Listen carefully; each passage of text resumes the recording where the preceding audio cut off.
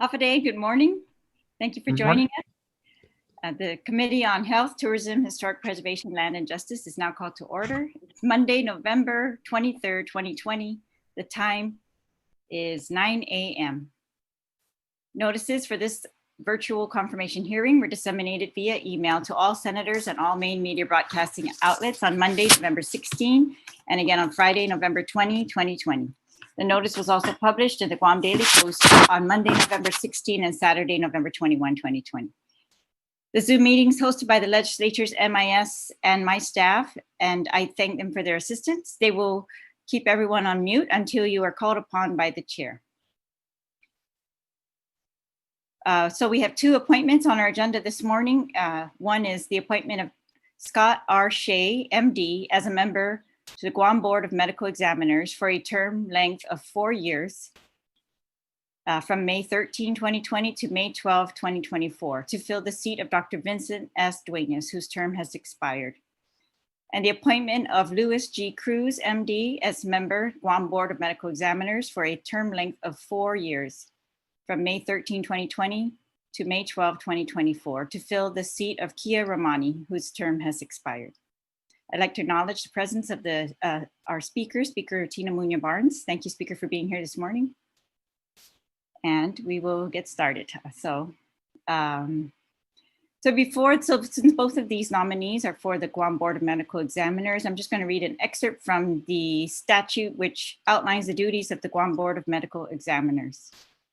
Some of the duties in section 12203B of chapter 12 of Title 10 Guam Code annotated include: evaluate previous professional performance of applicants, issue or deny initial or endorsement licenses, approve or deny applications for license, re-registration and renewal, receive, review, and investigate complaints, receive, review, and investigate reports received from law enforcement agencies, healthcare organizations, governmental agencies, insurers, and other entities having information pertinent to the professional performance of licensees, discipline licensees found in violation of the Medical Practice Act, reinstate revoked license at its discretion, consistent with great assurances that the reinstatement of a license will not jeopardize the public, receive, review, and investigate a peer review finding and action received from a healthcare organization pertinent to the professional performance of a licensee.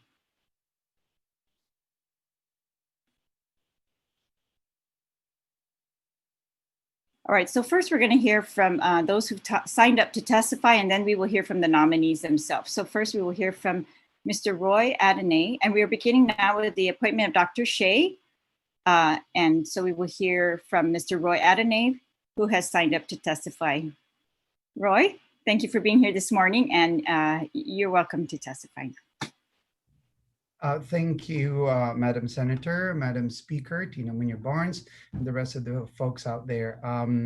I rarely go and do testify for folks because I also am in the medical community, but when I very much heard about the nomination of these two, and the two nominees are not even aware that I'm testifying on their behalf because of the fact that, I feel that they're really vital members of our community. First and foremost, I'd like to see Madam Senator. Can I just go ahead and testify for both? Okay, sure. Or do you want to do it right now? Okay. So if I you am can separate, it's better. But yeah, either way, it's up to you. Yeah. So first and foremost, I'd like to, in support of the nomination of Dr. Louis Cruz and to be appointed as part of the Guam Board of Medical Examiner, I'd like to actually provide my support. And I'd just like to say that Dr. Louis Cruz and I have known each other for quite a number of years, working together in the community in many cases in different capacity. And I find Dr. Louis Cruz to be a very diligent individual, a very easy person to work with. And he really is very much into listening into his patients. And my background with involvement at Guam Board of Medical Examiner is it is quite important for an individual to always listen to the people out there in the community. And Dr. Louis Cruz has proven that one in many occasions. when cases are being brought up to his attention, even though those cases are probably sometimes not his particular patient, he's always willing to assist. He's willing to help, and as I mentioned, is that he's always in point and always reminded me about several of those cases. So the diligence is very much there, the easy to work with, and that one. And I think he's really going to be a true asset over there in the what do you call it, in the Guam Board of Medical Examiner. Dr. Luis Cruz has have had, with my particular experience, have had many numerous compliments from his patients. He often, what do you call that, patients being seen in our facility, and he'll be the person they're responsible for that one. Uh, Patients are always feel that they can always talk to this particular physician. I don't want to what do you call it, to miss also saying that that is also a very nice guy. So it has been a pleasure, like always working with Dr. Luis Cruz. So once again, without further ado, I'd like to give my full support in the nomination of Dr. Luis Cruz. Thank you, Roy. Yeah. You- And now, can I do the second Please. one, ma'am? Yes. Sorry, because Thank we're you. also Thank you, running Roy. a clinic over here that says quite busy. Now, Dr. Scott Shea, what do you call it, and I have known each other for the past 5 years, and he has proven himself to be always making himself available to many of our needs in the community when things are needed in there at Guam Memorial Hospital or here at Guam Radiology or over there. He always is willing to lend his support and help without even thinking about, how am I even going to get paid for this, or am I even going to be what do you call that, compensated for this. He does the work and talks about the things later on. As same thing with Dr. Luis Cruz. He's quite diligent and easy to work with. One thing also that I find about Dr. Scott Shea is that he's always uh, in the front of what's going on. He doesn't like to hear the word, no, we cannot do it. He always try his very best and said, no, we can certainly like do this. We can certainly have. I remember one case of a, what do you call it, a a, a mother of one of the physician that he ended up like assisting and making sure, because if this person doesn't get an operation here and that person will fly and that person will pass away, he would also like that person will eventually will die. But Dr. Scott Shea would, without even thinking about it, really made himself very much available for that one. These are the kind of physicians that we want out there, who's very proactive, who's very easy to work with, who doesn't even like think right away of like how they're going to be compensated. Dr. Scott Shea has always made himself available to many of the patients. And I know, and he knows about that one. There are many cases that he's not compensated properly about that one, but it does not deter him from always helping the individuals out there. He is quite on top of his cases. I've never had any problem about him leaving any cases behind or cases that are just not properly dealt with. He himself would call patient personally at their homes to be able to, what do you call it, to be able to make sure that they're okay. And that is way beyond what we're expecting of him. So, he's also making sure that all his paperwork's are written. So I think those are the qualities needed that are out there in the Guam Board Medical Examiner, that he's always making himself available. I know that he will always be attending the meeting because that's the kind of person he is. And I know that he never hesitate on sharing his thoughts and his ideas regarding how to improve something about it. So I look forward in having Dr. Scott Shea at the Guam Board of Medical Examiner. Thank you, Madam Senator. Thank you very much, Roy. And I appreciate you testifying on these nominees and for your time this morning. Thank you. And I'm just gonna excuse myself because we have like 200 some patient today, so I need to deal with that one. Madam Speaker, all the other senators, thank you for this opportunity. Good luck, guys. I know that you're not just gonna have any problem. Bye-bye. Thank you very much. All right, I'd also like to recognize the presence of our Senator, the Minority Leader, Senator Terlaje. Thank you for being here this morning, Senator. So again, we're here with Speaker Munya Barnes and Senator Taitukwi and our two nominees, Dr. Scott Shea and Dr. Lewis Cruz. And so we're going to proceed. Welcome, Dr. Berg. We're going to proceed with the nominees unless you wanted to give some testimony as well.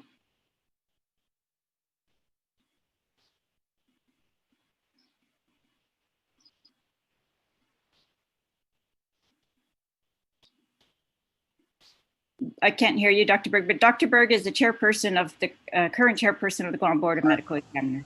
Sorry, just dealing with 5,000 things at once. Madam Chairwoman, thank you very much for allowing me to testify today. Senator Taitukwi and Speaker Barnes, Munya Barnes, thank you very much as well. Sorry, I'm kind of in between cases and add-ons. I very much would like to speak. We're speaking, and I apologize, I ran back in. We're speaking specifically about Dr. Shea right now.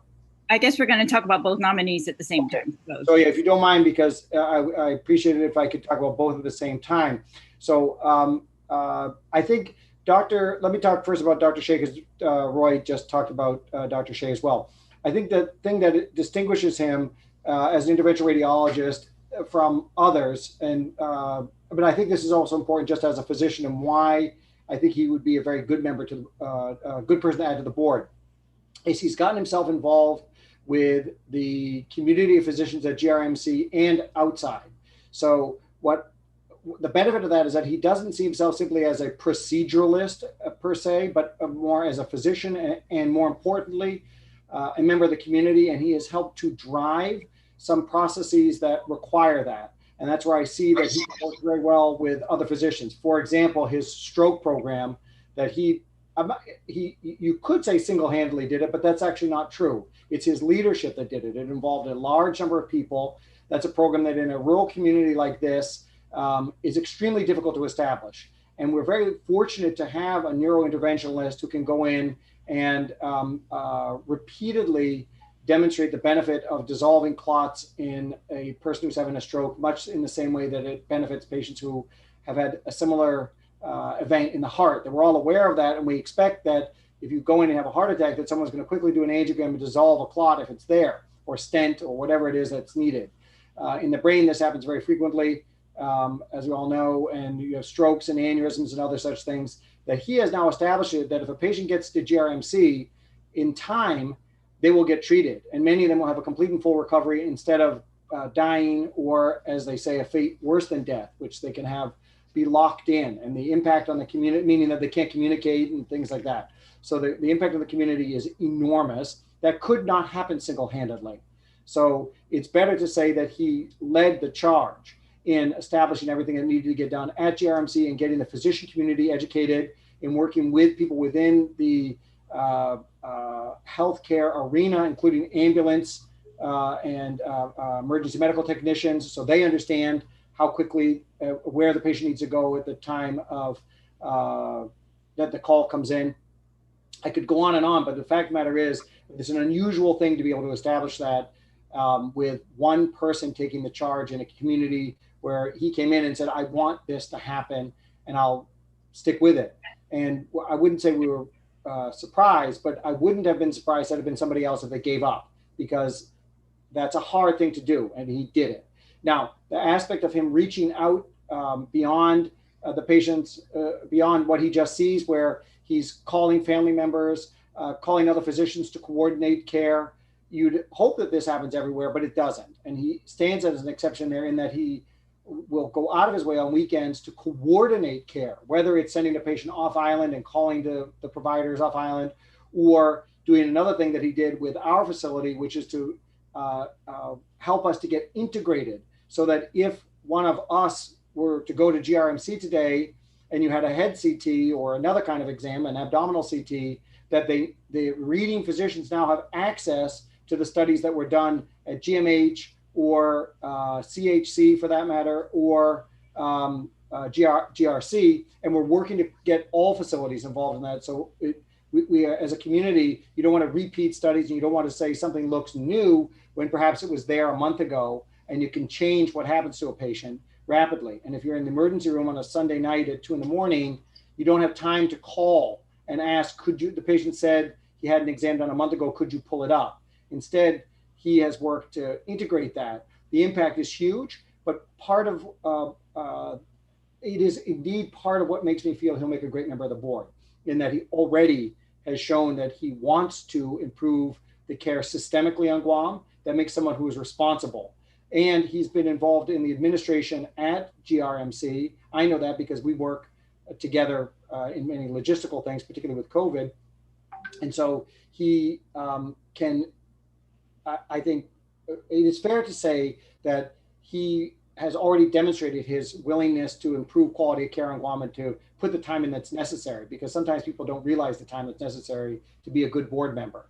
But he already has done that. So I feel incredibly confident, was very happy to see his name there. So that's that. I really don't have any hesitation to welcome him to the board and encourage you to review his record, and you'll see that he's also extremely well qualified academically. Now, Dr. Cruz, I've had the pleasure of working with in various capacities, both in his private practice and also in now what he's also doing with GRMC and with the Surgery Cell. Again, I think the important thing is, as a physician who came back to Guam, he didn't just slip into the community and sort of, as some do, we all do. I'm not saying this in a negative way, but if you're looking for somebody to be in the board, it's not somebody who just came back to Guam and is practicing on Guam and therefore should be on the board. I think we all know that you have to do what Dr. Shea did and what Dr. Cruz has demonstrated that he wants to do, which is to be more effective than just with his care that he provides to his patients, which is, by the way, incredibly good and brings a new facet of sports medicine that we didn't have. So I think that the reaching out to help with the Olympics, which I think everybody probably knows is not there's no financial gain in that, because they lose their private practice, but he did that, and it makes a huge difference for the sports community on Guam, which we all know is good for us as a community. So he has already done his own, I actually would say that that's sort of outside of healthcare to a certain extent. He's there to help the community of sports grow and be safe and have the young people who are involved in that not injure themselves. And if they do get injured, that he can rapidly be there to allow them to resume. That's a big deal for many of us.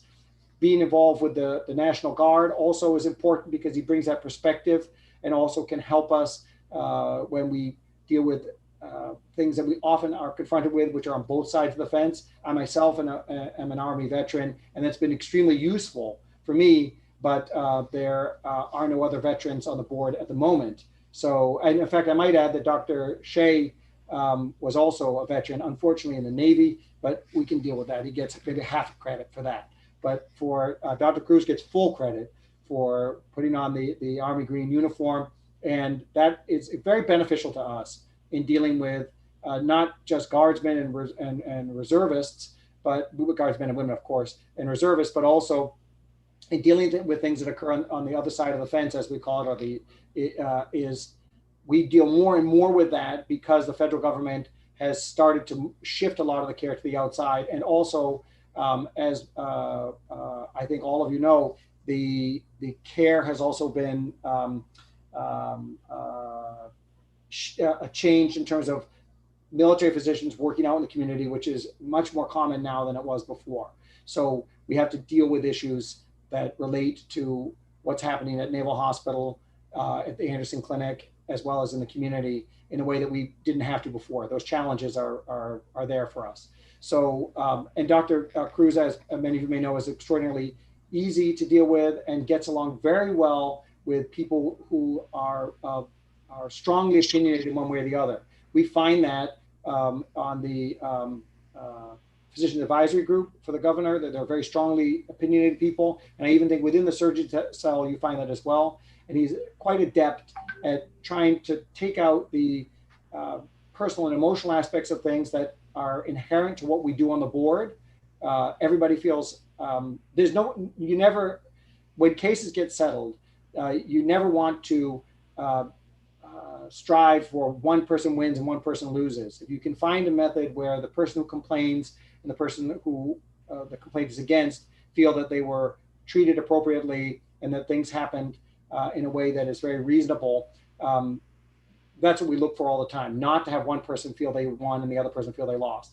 And I think that Dr. Cruz has demonstrated that in the meetings that I've been privy to, where he has a distinct ability to try and boil things down and help people understand that they may not get everything, but they'll get that they're heard, they're listened to, and we value their input.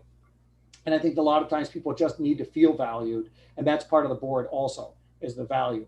Additionally, I think I don't think it's bad to say I want to have more local representation as well, so that the board reflects our community. So that I feel is important. We have a very diverse board, but we need more local physicians, and that, I mean, I'm saying that in a positive way. So I think that this is a very good thing that the two physicians who are up today are, I think they'll bring a substantial benefit to the board.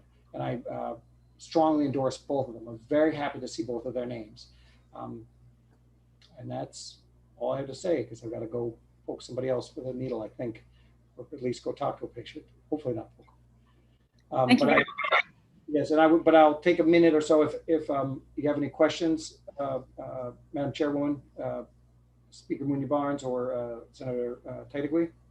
All right, thank you very much, Dr. Berg. And because he has to go, we're going to hear from the nominees themselves, but a Speaker or Senator Titlegy, if you have any questions of Dr. Berg before he goes. All right, thank you. He said everything. Thank All you, right. and Thank you very much. congratulations to all of you on your election, or re-election for all of you, I should say. Thank you. Thank you. Take care. Thank you. Okay, Be safe. thank you. All right, so we'll go now to Dr. Scott Shea. If you have any testimony you would like to provide in regards to your nomination, please proceed.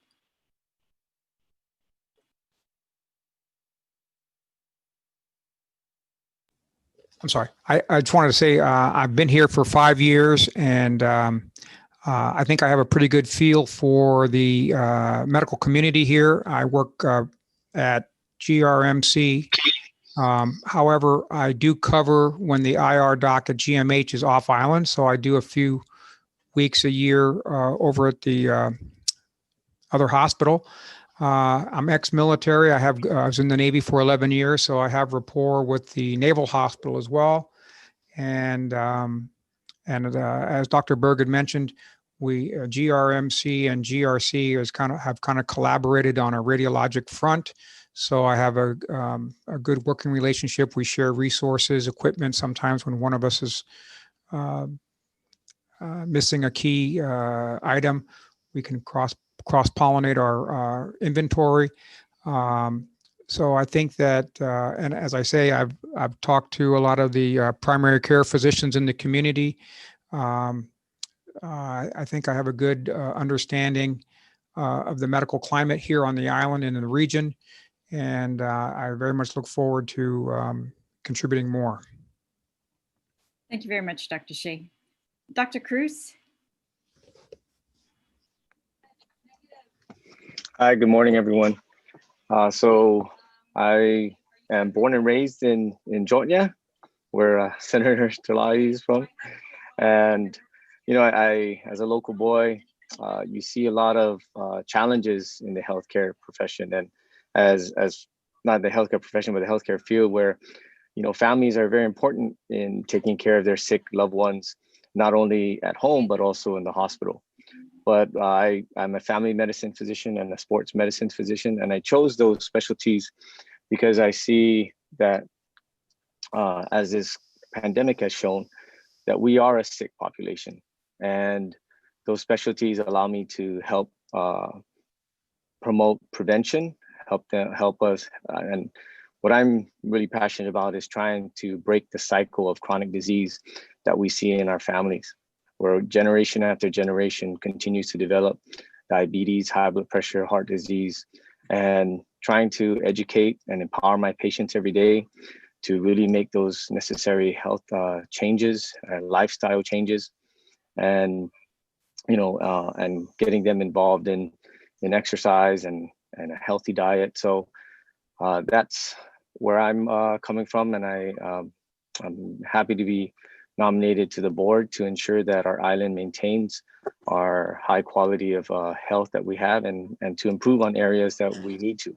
And happy to be in the same group as Dr. Shea, because he has brought a tremendous service to our island, to stroke patients, to liver patients, where his services are much greatly needed, and he has saved lives. So thank you, Dr. Shea. That's all I have. Thank you, Dr. Cruz. Thank you. All right. And so I'm just going to highlight a couple of things from both of your resumes for those who are listening. So we have from Dr. Shea, he's currently the Director of Radiology at GRMC since 2016, former Director of Neurointerventional Radiology at Queens Medical Center in Hawaii, and at Geisinger Health Systems in New Jersey. He's board certified radiologist since 1998, served in the US Navy 1989 to 2000. Dr. Luis Cruz is a Faldueños graduate, 1991, Guam Army National Guard, 2018 to present, currently physician at AMC, formerly at IHP, member of Workers' Compensation Commission to the present. Is that correct, Dr. Cruz? You're still a member of the Workers' Compensation Commission? Yes, but I was advised if I do get accepted to the board, that I would have to resign that position. All right, thank you. And member of the Guam Medical Society, the Guam Medical Association, a board member of the Oceania Regional Anti-Doping Organization, Medical Commission, Oceania National Olympic Committee. All right, so I'm going to allow us, Speaker Barnes, I know you have also a busy morning, so if you would like to go first, please. Si Jules Masi, Madam Chair, thank you for giving me the opportunity. Manana Si Jules, and just a comment, not a question. I just want to say that I support both appointees. I want to thank the governor for giving the opportunity to send down these two appointments, and I just want to say over 4 decades, at least with Dr. Luis Cruz, that I'm going to disclose that he's extended family. He and my brother Jay were best friends ever since. And I just know that the work he does, the commitment that he has for the island of Guam, more importantly, being able to come home and share his expertise to the rest of the island, and continuing to volunteer, to step up, just being a part of the surgeon cell team just gives me the reassurance that Dr. Cruz will do well in the Guam Board of Medical Examiners. I also want to thank Dr. Shea for stepping up to the plate, as he too has been very, very supportive and literally having the love for the island, and making sure that all those patients that need his expertise.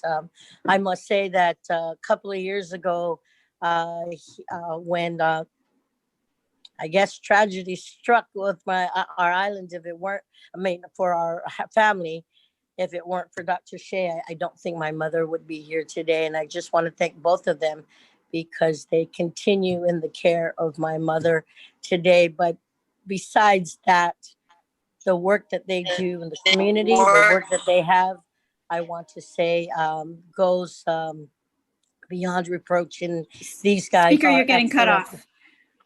I want to say that if they want, because they're stepping up to the plate, that they will be excellent candidates for the board. So I support both their efforts, and they will have my vote. Thank you. Sainamasi. Thank you very much, Speaker. Minority Leader, Senator Taitagui. Sijus Masi, and good morning, everybody. Thank you, Madam Chair, for the opportunity. Dr. Shea, Dr. Cruz, thank you for wanting to step up to the plate and serve on this could be very controversial board at times. And, I'd like to know why the governor chose appointed you, but unfortunately she's not here to answer that question. So maybe I can ask you, Dr. Shea, why do you want to serve on this board? Oh, your mic, yeah, sorry. You're muted, okay. There, okay. Yes, I'm sorry. Like I said, I've been here for 5 years. I've reached out and integrated with the Guam Memorial Hospital on a part-time basis. I've linked up with some of the clinics and GRC, and my next, I'm trying to bring a level of awareness and also an opportunity to interact with other members of the Guam Medical Board to try to optimize what I kind of came here for initially, which was to start the first stroke program. I also I spent 11 years in the military. I think I have a lot to offer as far as other aspects of medicine in the region, not just what I do, but what other needs that are required to optimize the improved healthcare in the region. And thank you, Dr. Shea, for that. The board, I think, has to deal with a lot more than what you're talking about. I think. Oh yeah, no, it's credentialing people. Yeah, I understand that when I came here, I had to present stuff to the board to get my license. There's also an aspect of, there's always situations where there's, problems can arise with healthcare delivery, and adjudication of issues have to be performed. I in the military, we were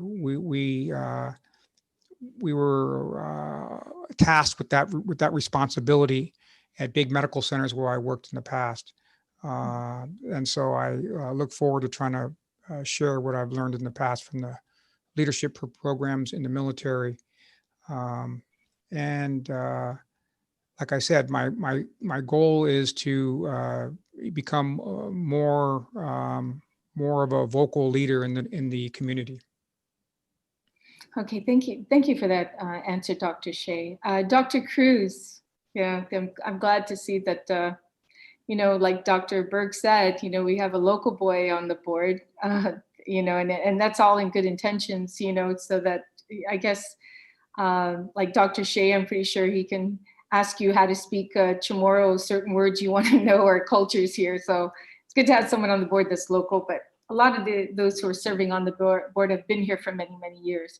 So my question, Dr. Cruz, I know you've been very busy. I read your resume, and want to know why you want to serve on this board. What can you contribute to this board?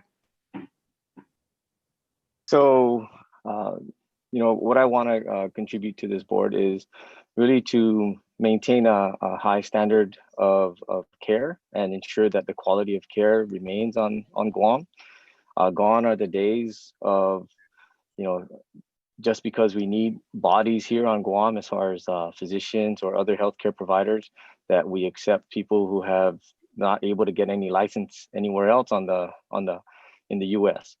And so with the relationships with different hospitals, such as the St. Luke's in the Philippines and the new hospital, GRMC, and other hospitals in the mainland, is that we don't need to be reducing our standards of care just because we think we need this particular provider. So that's my sort of foremost reason to be on this board, and also just to also try and some way entice our local people, that doctors and other providers in the mainland that are from here but don't wish to come back here, and trying to reach out to them and having to see how the board or the medical community can help bring them back to Guam and help them serve, because I'm guaranteed that just like I did when we all applied to medical school, we wanted to make a difference on our island, and we all need to come home and help our island. Thank you. Thank you, Dr. Cruz. Madam Chair, I don't doubt that these individuals, just hearing from Dr. Berg as well as, other people about these two physicians and their ability as doctors. And that's where it all boils down to. You came to Guam because a group of medical examiners reviewed your history and what you had to offer. So I hope that as taking on this position, all aspects are looked at, especially on the patient's side, and what they go through. And I really appreciate, again, for you stepping up to the plate. And my door is always open, and I will be keeping an eye on this board. Very important, a very, very important board, especially now, the situation that we're in right now. But thank you, Madam Chair, for the opportunity, and good luck to you, gentlemen. Thank you very much, Senator Teitegui. I'd like to ask a couple of questions as well. And so I am very grateful to both of you for your, your providing medical care on Guam to this high standard that you do. And so I have no questions about that or, any doubts at all. My questions are, in regards to this regulatory capacity that you are going to be in on this board, right? It's very unique on Guam because our community is so small. And so we've had the same experience in the lawyers bar, right? We have our own ethics committee. We're supposed to be investigating each other and reporting on each other. Very difficult sometimes because of the small community, however necessary, right? If we're going to protect the public. So I appreciate your willingness to do this. And I just want to ask you, for the record, do you think any of your current business interests might present a conflict of interest or affect your ability to be an impartial or serve impartially on this board? Dr. Shea.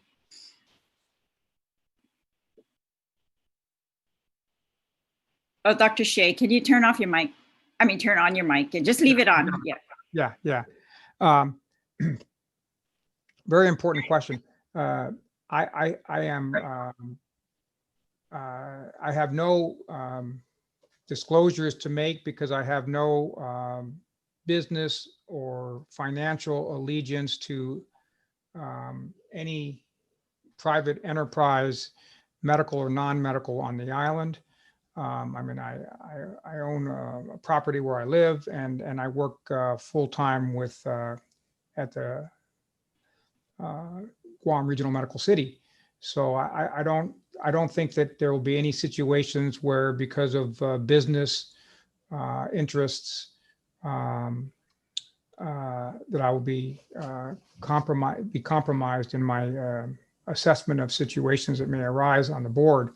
I do believe that it's imperative that physicians do, in a sense, police their own, because I've been in communities where certain issues are kind of swept under the rug and it compromises future patient outcomes. So I feel very strongly about being fair, but not turning a blind eye to important issues that may pose a threat to the community. Thank you. Dr. Cruz? Yes, I feel that I can serve impartially, and I have no conflict of interest being on the board.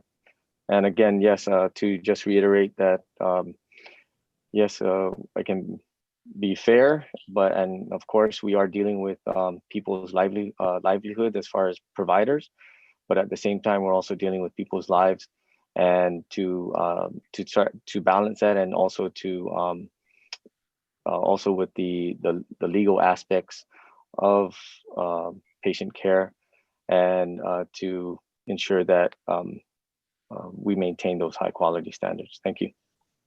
All right. And so I'm not going to ask, but I just want to put on the record, I was going to ask you whether you have any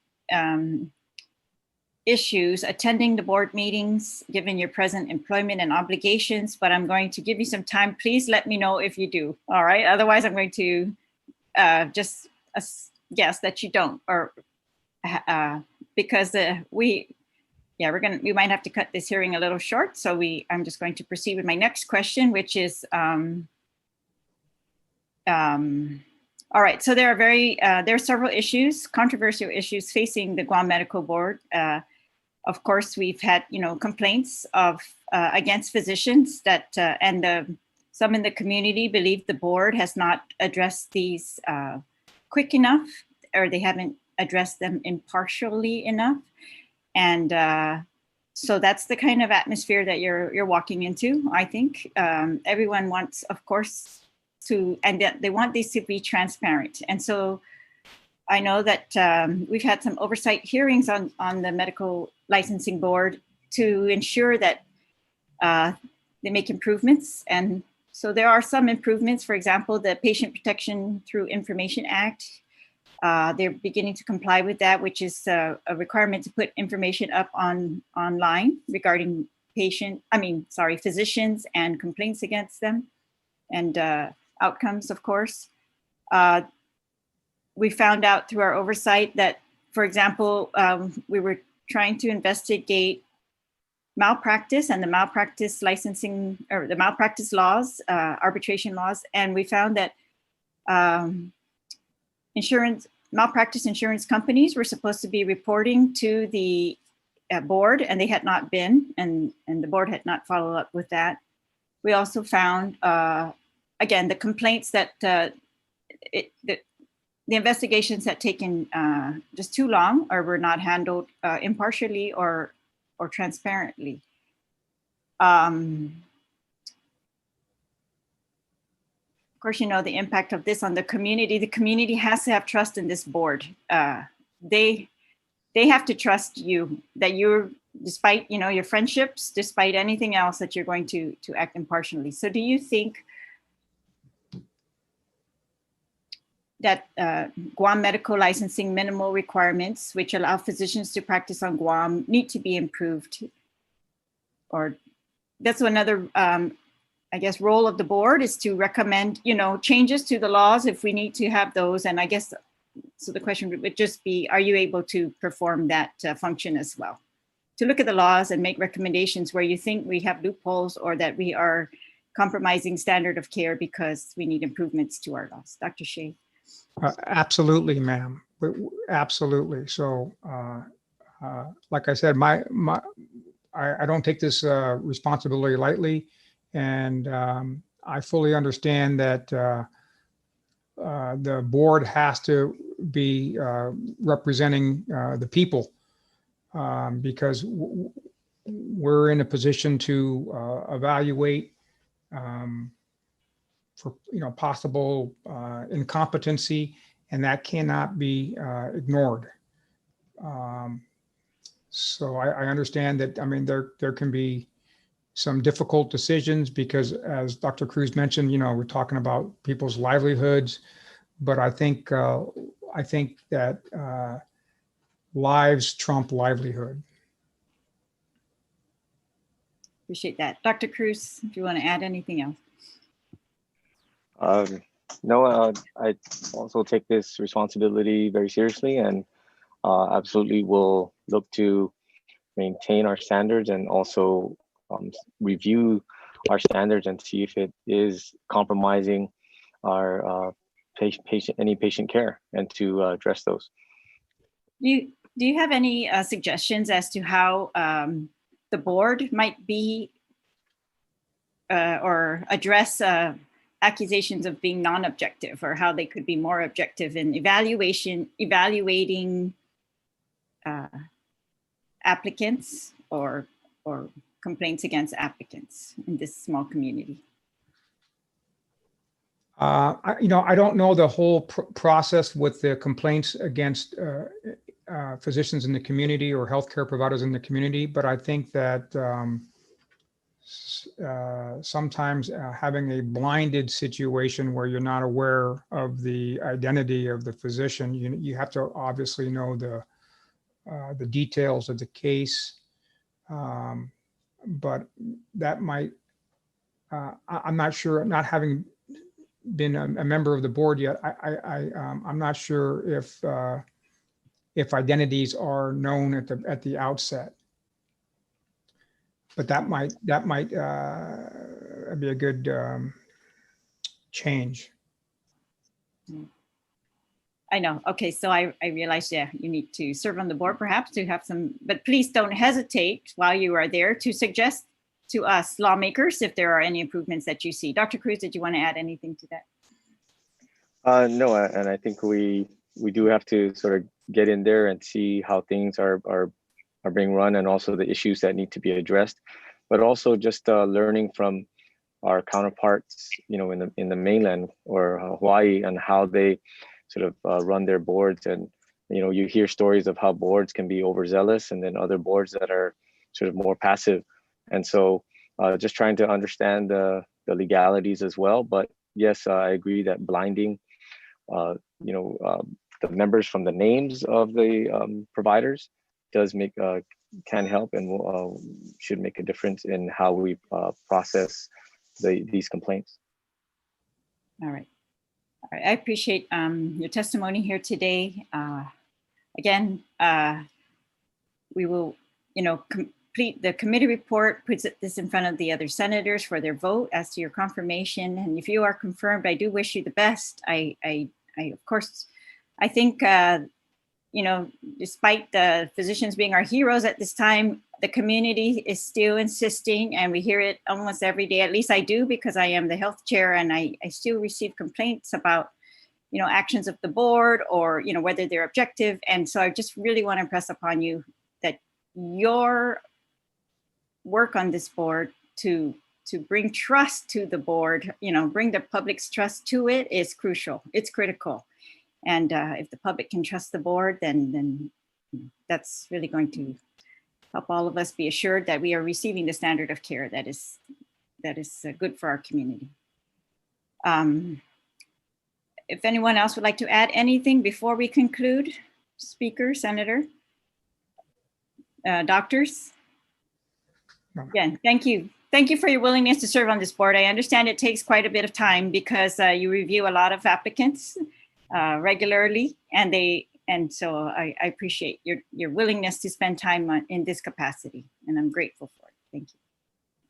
Thank you. Thank All right, thank you. The public hearing is now adjourned. The time is 9:47 a.m. Thank you again for being here today. Thank you. Bye. Stay